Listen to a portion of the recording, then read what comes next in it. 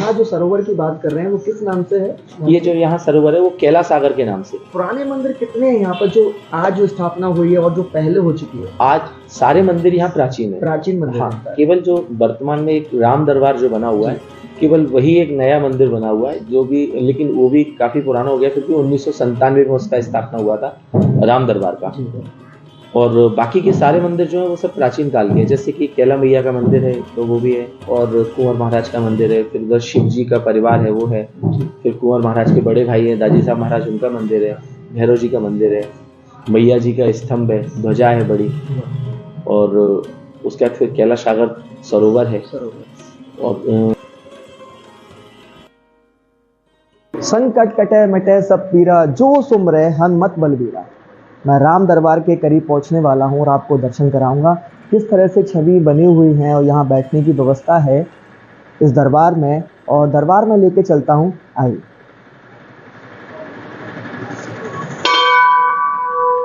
और एक बहुत ही प्यारी जानकारी आपको इस वीडियो के माध्यम से दे दूं, बहुत जल्दी हमारे राम दरबार, जो हमारे राम हैं, वो आने वाले हैं अयोध्या में, और हमारा सबका सपना सच होने वाला है। तो उसके लिए भी बहुत सारा जश्न मनाना है, तैयारी करनी है। और आप राम दरबार तो देख ही रहे हैं कि ग्वालियर की करौली माता में स्थित है, और इसकी स्थापना जैसे कि मैं बता दूं 20/11/1997 में 97 में ये दरबार की स्थापना की गई थी, और ये सारा प्रांगण 200 वर्ष पुराना है।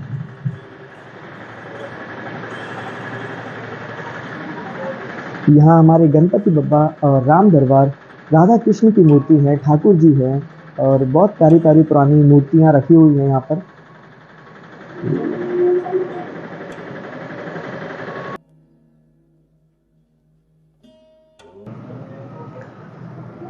ये प्रांगण में एक और पुराना मंदिर है, वो है दाजी साहब जी का मंदिर। ये भी आप देख रहे हैं कितना खूबसूरत बना हुआ है, और यकीन माने मुझे बहुत प्यारा लग रहा है। और आप वीडियो के माध्यम से देख रहे हैं, मैं फिर से कहूँगा जिन लोगों ने सब्सक्राइब नहीं किया वो सब्सक्राइब करें और यहाँ आएँ, माता की चमत्कार देखें। मैं मंदिर के बारे में बताऊँ कि ये महंत हैं, और कुंवर बाबा के सामने ही मंदिर प्रांगण बना हुआ है, समाधि स्थल है। मैं दर्शन करा देना चाहता हूँ। और महाराज जी ने एक बात कही थी, याद को उल्टा करते हैं तो दया बनता है। अगर हम इनको याद करेंगे तो ये अपनी दया अवश्य करेंगे। तो बस यही याद और दया का सफर चलता रहे, ऐसे ही हमें दर्शन करते रहे। आ जाइए थोड़ा पास।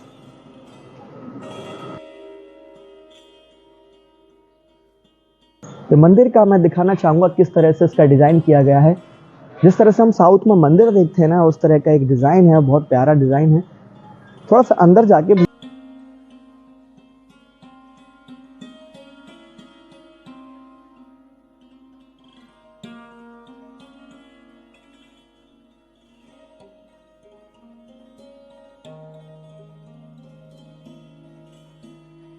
नमः शिवाय। ओम। मैं महादेव जी के चरणों में हूँ, और ये मंदिर भी 200 वर्ष पुराना है। यहाँ के भी चमत्कार हैं, आप यहाँ आके खुद आप यकीन कर पाएंगे कि किस तरह का यहाँ माहौल है और क्या वातावरण है। इस मंदिर के बाद मैं भैरव जी के दर्शन कराऊंगा, और उसके तत्पश्चात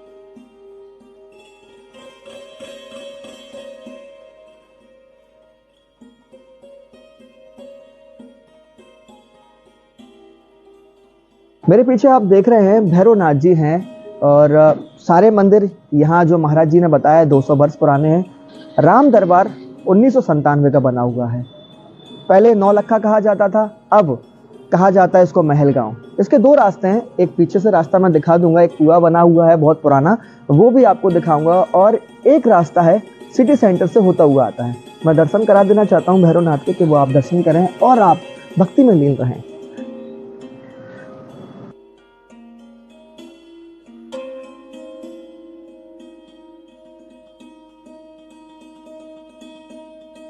पुराना होता है ये, यहाँ पानी खींचने के लिए रहता था।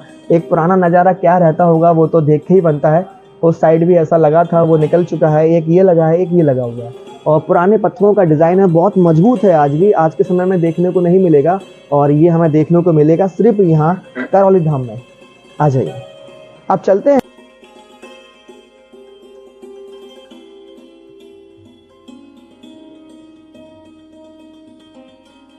ऐसे ही स्टेट टाइम से भी जुड़ी हुई घटना है। तो जो सरदार सितौले हुआ करते थे, उनके कोई संतान नहीं थी, तो वो उस समय घोड़े पर बैठ के पोलो जो खेलते हैं, तो हॉर्स राइड वो बोलते हैं उसको, तो वो जब खेलने के लिए यहाँ आते थे, तो उस समय उन्होंने जब यहाँ नगाड़ों की और उनकी आवाज़ सुनाई दी, तो वो एकदम आए। तो उनसे किसी ने पूछा यहाँ क्या हो रहा है, तो उनसे किसी ने बोला कि महाराज ये बहुत सच्चा दरबार है कुंवर महाराज का, और यहाँ जो भी व्यक्ति जो भी मनोकामना पूर्ण करता है या मांगता है अपनी, उसकी सारी मनोकामनाएं पूर्ण होती हैं। तो उन्होंने कहा ऐसा तो कुछ नहीं है। कि नहीं महाराज ऐसा है। अच्छा, कि तो चलो मैं भी मांग के देखता हूँ। तो उन्होंने कहा कि मेरे कोई संतान नहीं है, क्या तुम्हारे यहाँ से मुझे संतान की प्राप्ति हो सकती है? तो उन्होंने कहा कि आपके मन की श्रद्धा के ऊपर है, अगर आप मानोगे तो उन्होंने ठीक है चलो मैं देखता हूँ। और बस वो यहाँ से गए, प्रार्थना की उन्होंने, उस समय मैं हीरालाल जी महाराज से, तो उन्होंने प्रार्थना की, प्रार्थना करके वो वहाँ से चले गए। तो उन्होंने बोला कि अगर मेरे घर संतान नहीं हुई ना, तो ये चबूतरे वगैरह जो बने हुए हैं ये सब तोड़वा के फेंकवा दूंगा मैं यहाँ से। तो उन्होंने नॉर्मली जो और लोग थे, तो उन्होंने प्रार्थना, उन्होंने ठीक है कोई बात नहीं है, आप पहले अपने मन की विश्वास और वो रखें, आप प्रेम से जाएं। फिर जो मराठा लोग जो होते हैं वो समय के बहुत पाबंद रहते हैं। तो इत्तेफाक से जिस दिन उनको पोलो खेलने का फिर से समय आया, उसी दिन सोमवार था। जब सोमवार का दिन उस दिन था, तो जब वो पोलो खेल रहे थे, तो उस समय अचानक से उनका सरदार सितौले जी का भी आना हुआ इधर अपने पूरे दल के साथ। तो जैसे उनको उसकी आवाज़ सुनाई दी, तो उनको एकदम याद आया कि हाँ, आज से 9 महीने पहले मुझे कोई एक महाराज है, उन्होंने मुझे आशीर्वाद दिया था कि तुम्हारे संतान होगी, और 9 महीने पूरे हो चुके, मेरे कोई संतान नहीं हुई। ठीक है चलो अपन चलते हैं। तो वो सब लोग यहाँ आए। यहाँ आने के बाद उनसे कहा गया आपने तो कहा था कि मेरे घर संतान होगी, आज पूरे 9 महीने हो गए, मेरे घर संतान नहीं हुई। तो फिर उसी समय कुंवर महाराज की सवारी आ रही थी, मैम हीरालाल जी महाराज में। तो उन्होंने उसी सवारी के वेग में उसी समय उन्होंने कहा अच्छा जा पहले अपने घर जाके दिखवा तो सही कि तेरे घर क्या है। तो फिर उन्होंने तुरंत एक घोड़े पर उनका सिपाही गया, वो वहाँ पहुँचा। पहुँचने का जब उसने वहाँ देखा, तो तब उन्होंने बताया कि हाँ महाराज संतान हो गई, बेटी हुई है। तो उसने आके बोला कि महाराज बेटी हुई है। तो उन्होंने कहा तुमने तो बेटे का कहा था। तो वहाँ जो और लोग बैठे हुए थे, तो उनको पुरानी लैंग्वेज जो रहती थी उसमें उनको पंच बोला जाता था। पंच लोग, हाँ, जो बैठते थे, जो काफी सारे समूह बैठते थे, उनको पंच लोग बोला जाता था, पंच। तो कुंवर महाराज ने बोला था कि अच्छा पंचो ये बताओ, मैंने इससे ये कब कहा था कि इसकी बेटी होगी या बेटा होगा? इसने केवल संतान मांगी थी, इसको संतान की प्राप्ति हुई है। ना बेटा मांगा था ना बेटी मांगी थी, इसने संतान मांगी थी। अब संतान में इसको बेटी हुई है इसको। तो फिर उनको बोला कि तो महाराज बेटी तो हो गई। तो फिर उसके बाद उनको बोला गया अच्छा जाओ, अब तुम्हारे यहाँ बेटा होगा। उसके बाद फिर उनके यहाँ बेटा हुआ। तो जो उनके यहाँ सबसे पहली जो बेटी हुई, उन बेटी की शादी हुई थी महाराष्ट्र में, सेंडूर। महाराष्ट्र में एक सेंडूर करके एक जगह है, तो वो वहाँ की महारानी थी हुई। तो सरदार सितौले का काफी वर्षों से यहाँ जुड़ाव रहा। उसके बाद में फिर जब उनकी बेटी की शादी हुई, सेंडूर की महारानी बन के, उनके भी कोई संतान नहीं हो रही थी उस बेटी की, तो उसने भी कुंवर महाराज का आशीर्वाद प्राप्त किया। तब उनके जब संतान हुई, तो उन्होंने फिर अपनी तरफ से कुंवर महाराज के मंदिर पर आप जाएंगे तो वहाँ चांदी के किवाड़ लगे हुए हैं, दरवाजे। तो फिर वो सेंडूर की महारानी ने फिर वो किवाड़ कुंवर महाराज को अर्पण किया। हाँ, तो वो किवाड़ आज भी लगे हुए उनके। उनका नाम था सुशीला राजे घोरपड़े, वो सेंडूर की महारानी थी। तो अब उन्हीं का जो परिवार के लोग हैं वो चीज और जानना है, जैसे कि मैंने जानकारी ली है, जो लोग करौली नहीं जा पाते हैं वो यहाँ आते हैं, तो ऐसी क्या मान्यता है यहाँ पे जो लोग नहीं जा पाते हैं? तो जिस समय बड़े महाराज जी मैया को प्रसन्न करके यहाँ लेकर आए थे, कैला देवी का, तो उस समय मैया ने उनसे बोला था अच्छा तुम कुछ मांगो, क्या मांगना चाहते हो, मैं तुम्हारे साथ चलूंगी। तो क्यों लेके चल रहे हो मुझे, ऐसी क्या है? तो उस समय जो राजस्थान कैला देवी का जो स्थान है, तो वो काफी जंगल में और काफी उसमें हुआ करता था। जो करौली शहर था, वहां तक पहुंचना काफी मुश्किल होता था। तो जब वहां से महाराज जी लेके आए थे, तो महाराज ने केवल उनसे ये कहा था कि मैया मैं केवल एक ही चीज चाहता हूँ कि आपकी जो ख्याति है वो देश विदेश में बहुत अच्छे से फैले और आपका आशीर्वाद हर जनमानस तक पहुंचे। अभी आप केवल यहाँ विराजमान है, तो आपके जो जगह जगह स्तंभ बनेंगे, तो वहां से लोगों को आपका दर्शन लाभ भी होगा और उनका आपको आशीर्वाद भी प्राप्त होगा। तो इसी उद्देश्य से महाराज जी यहाँ लेकर आए। तो उस समय मैया ने उनको फिर ये स्वप्न में ये कहा अच्छा ठीक है चलो, मैं आज से जाऊंगी और छोटी करौली के नाम से मैं वहाँ प्रसिद्ध रहूंगी। यहाँ छोटे करौली के नाम से? वहाँ राजस्थान में बड़ी, जहाँ भी आप ग्वालियर मतलब पूरे भारतवर्ष में आप कहीं भी जाएंगे, वहाँ आपको कैला देवी मिलेगा। जैसे कि आगरा में भी है, बाड़ी में भी है, जहाँ भी अन्य जगह जो मंदिर है मैया के, तो वो आपको कैला देवी मंदिर के नाम से मिलेंगे।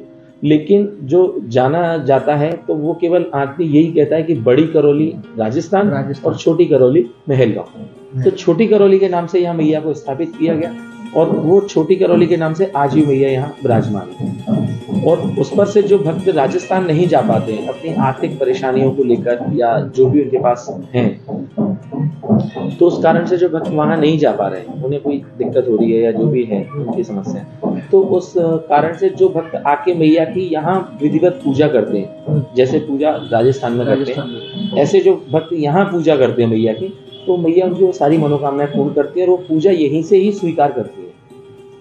ये उनका ये मंदिर मैं आपको बता दूं 200 वर्ष पुराना है। महंत जी का मंदिर हो, माँ कैला देवी का मंदिर हो, मैं आपको पास में भी दिखाऊंगा कुंवर बाबा का मंदिर और दाजी साहब जी का मंदिर, ये सारे मंदिर 200 वर्ष पुराने मंदिर हैं। हमें महाराज जी से चर्चा की, जैसे हमने जाना उनके पूरे इस मंदिर के प्रांगण के बारे में, वो आपको जानकारी मिलती रहेगी, मेरे माध्यम से आपको दर्शन प्राप्त होंगे। आ जाइए।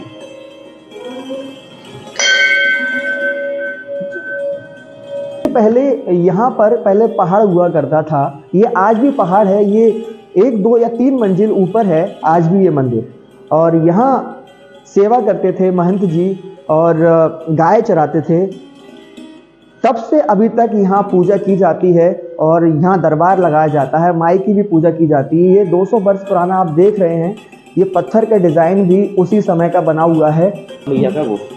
यहाँ पूजा का टाइम क्या है महाराज जी? जैसे लोग अगर देख पाए, जैसे ये वीडियो देखें, तो अभी पूजा क्या क्या टाइम है और पूजा अर्चना कब की जाती है, कब दरबार लगाया जाता है? यहाँ जो दरबार है वो कुंवर महाराज का दरबार लगता है यहाँ केवल। राजस्थान में आप जाएंगे तो वहाँ मैया का दरबार लगता है। यहाँ मैया ने अपने आप को प्रसिद्ध नहीं किया, यहाँ उन्होंने अपने बालक के रूप में कुंवर महाराज को आशीर्वाद दिया है कि जिससे मैं माँ कभी ये नहीं चाहती कि मेरा नाम आगे बढ़े, तो उन्होंने अपने आशीर्वाद के अपने फलस्वरूप उन्होंने कुंवर महाराज को उस चीज़ का आशीर्वाद दिया है। तो जब भी कुंवर महाराज के दरबार की प्रक्रिया शुरू होगी तो सबसे पहले मैया के मंदिर में जाएंगे, वहाँ मैया की स्तुति होगी, मैया की प्रार्थना होगी, उसके बाद में फिर ध्वजा लेके परिक्रमा लगाते हुए कुंवर महाराज के मंदिर पर पहुंचेंगे। उसके बाद फिर कुंवर महाराज के दरबार की प्रक्रिया शुरू होती है। आज भी हर सोमवार को यही है। तो इस जगह एक ये चीज़ देखने को भी एक सिंबल मिलता है अपन को कि एक माँ अपने बच्चे को कैसे आगे बढ़ा रही है किसी भी कार्य को करने के लिए। तो ये उत्साहवर्धन है, मतलब आज के युग में, क्योंकि कोई भी माँ ये नहीं चाहती है कि मेरा बेटा नीचे रहे। हर माँ हर संभव प्रयास करती है, चाहे वो किसी गरीब तबके के हों, चाहे किसी मध्यम के हों, चाहे उच्च कोटि के हों, तो हर माँ केवल यही प्रार्थना करती है और यही प्रयास करती है कि मेरा बच्चा आगे बढ़े। तो वो एक ये सिंबल भी देखने को मिलता है यहाँ कि मैया से प्रार्थना करी। जैसे पहले काल में देखता जाता है, छोटे बच्चे स्कूल जाते, माँ मैं स्कूल जा रहा हूँ, कोई बाय बाय करता था, कोई जय माई की बोलता था, कोई राधे कृष्णा बोलता था, बच्चे ऐसे जाते थे तो माँ उनको भेजती थी प्यार से तैयार करके। तो वही ये आज कुंवर महाराज के दरबार भी लगता है, तो मैया से प्रार्थना की जाती है कि माँ मैं जा रहा हूँ वहाँ, आप देखना। तो यही क्रिया आज भी चल रही है, तो वो सब चल रहा है और उसी के चलते सब लोग मैया का दरबार का आनंद लेते हैं, कुंवर महाराज का। और कुंवर महाराज और मैया दोनों विराजमान हैं यहाँ साक्षात शिव शक्ति के रूप में, और वो उनका पूरा कार्य कर रहे हैं।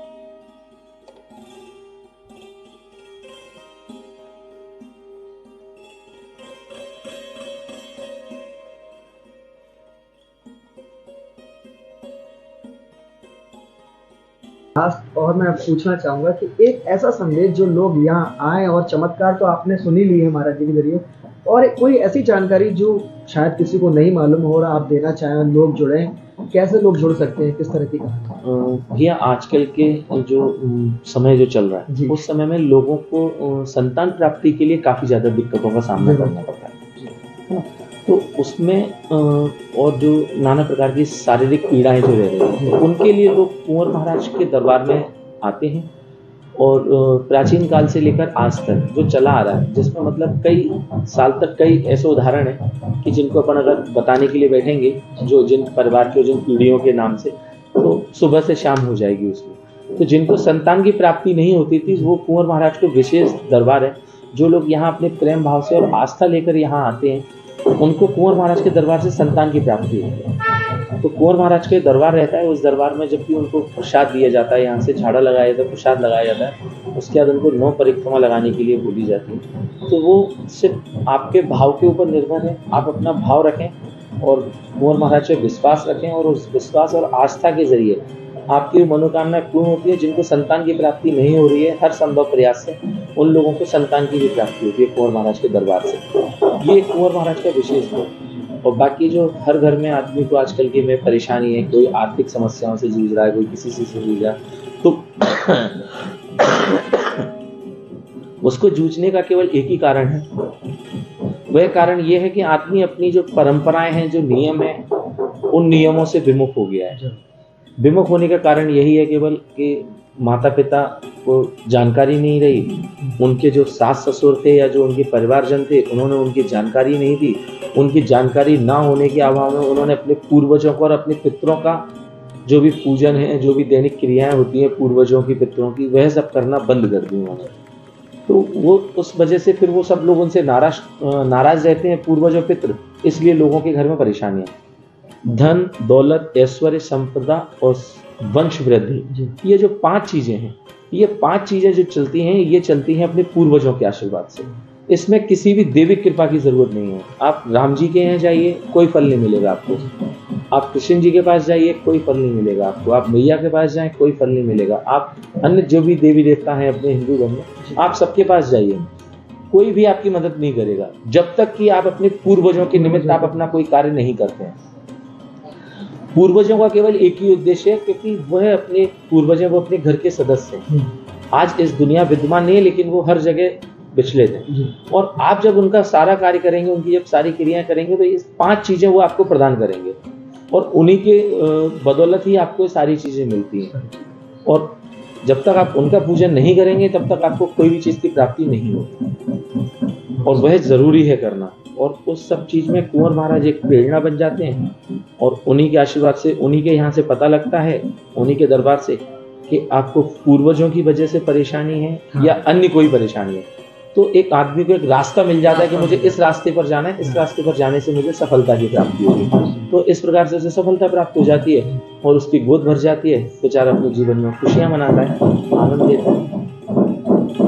बहुत बहुत प्यारी जानकारी मिली है मुझे, और आप तक भी जानकारी जाएगी। मैं धन्यवाद करना चाहूँगा महाराज जी का, और ये जानकारी आप तक पहुँचे। सच्चे दरबार की जय।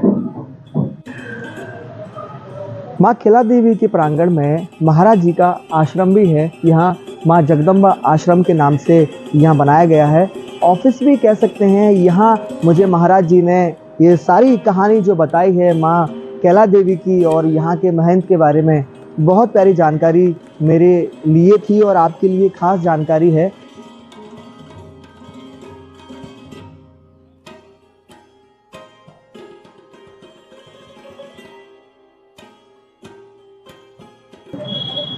फाइनली मैंने आपको सारी जानकारी दी, और अब मैं बता दूं, यहाँ पर यज्ञशाला का भी निर्माण कराया गया था। 26 नवंबर को यहाँ माँ तनकेश्वरी देवी की भागवत भी हुई थी, और बहुत मेरी गर्व की बात है मेरे लिए और मेरे भाई के लिए, रिंकू भाई जो मेरा कैमरा ऑपरेट करता है। महाराज जी के द्वारा हम सम्मानित हुए और उन्होंने हमें सम्मान किया। ये मेरे लिए बहुत गर्व की बात है कि माँ केला देवी के चरणों में आकर और मुझे आशीर्वाद प्राप्त हुआ महाराज जी का।